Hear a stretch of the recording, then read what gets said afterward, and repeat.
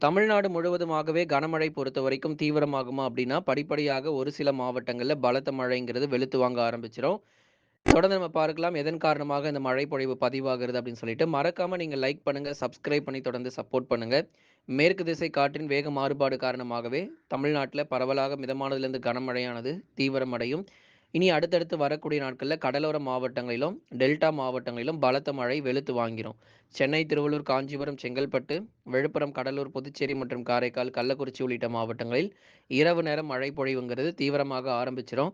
அதனால ஆகஸ்ட் மாதங்கள்ல அதிக அளவு நமக்கு மழை பொழிவு இருக்கு. கூடுதல் மழையானது நிச்சயம் எதிர்பாருங்க.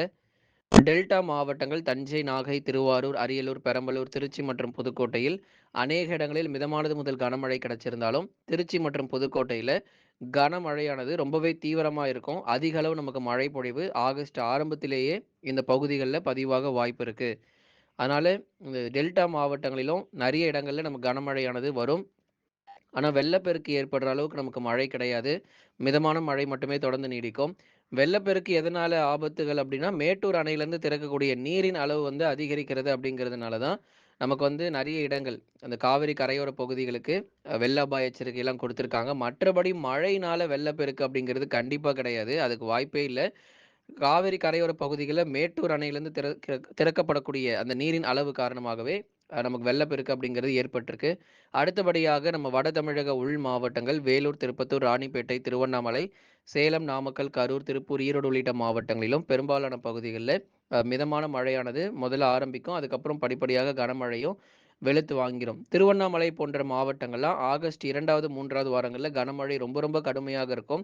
இப்போ இந்த முதல் வாரங்கள் திருவண்ணாமலை மாவட்டங்கள் பொறுத்தவரைக்கும் பகுதியாகவே நமக்கு மிதமான மழை தொடர்ந்து நீடிக்கும். வேலூர், திருப்பத்தூர், ராணிப்பேட்டையிலயும் நமக்கு மழை பொழிவுகள் அப்படிங்கிறது அதிகரிக்க போது. இந்த 1ஆம் தேதியிலிருந்து ஆகஸ்ட் 1லிருந்து நம்ம பார்த்துக்கிட்டு இருந்தோம் அப்படின்னா, நிச்சயமாக இந்த 7 தேதிகளுக்குள்ள ஆகஸ்ட் 7 தேதிகளுக்குள்ள கனமழைங்கிறது நெறைய இடங்கள்ல நிச்சயமாக பதிவாகிரும். அதுக்கப்புறமா 8ஆம் தேதியிலிருந்து 16ஆம் தேதி அடுத்த சுற்று மழை பொழிவுலாம் வந்து மிக கனமழையா இருக்கும். இந்த முதல் சுற்று மழை அப்படிங்கிறது வந்து கனமழையா ஆரம்பிச்சாலும், அடுத்த சுற்று மழை பொழிவுல ஒரு முதல் மிக கனமழையாக பல்வேறு மாவட்டங்களிலும் கண்டிப்பா பதிவாகிரும். மேற்கு தொடர்ச்சி மலையொட்டிய மாவட்டங்கள் நீலகிரி, கோயம்புத்தூர், தேனி மற்றும் தென்காசியிலும் பல்வேறு பகுதிகள்ல பரவலாக நமக்கு மழை கிடைக்க வாய்ப்பு. மலை பகுதிகள்ல கனமழையும், மற்ற இடங்கள்ல மிதமான மழையும் எதிர்பாருங்க.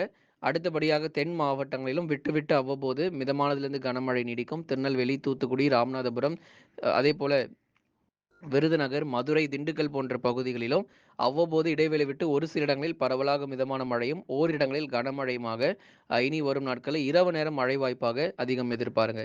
நண்பர்களே மறக்காம நீங்க லைக் பண்ணுங்க, சப்ஸ்கிரைப் பண்ணி தொடர்ந்து சப்போர்ட் பண்ணுங்க.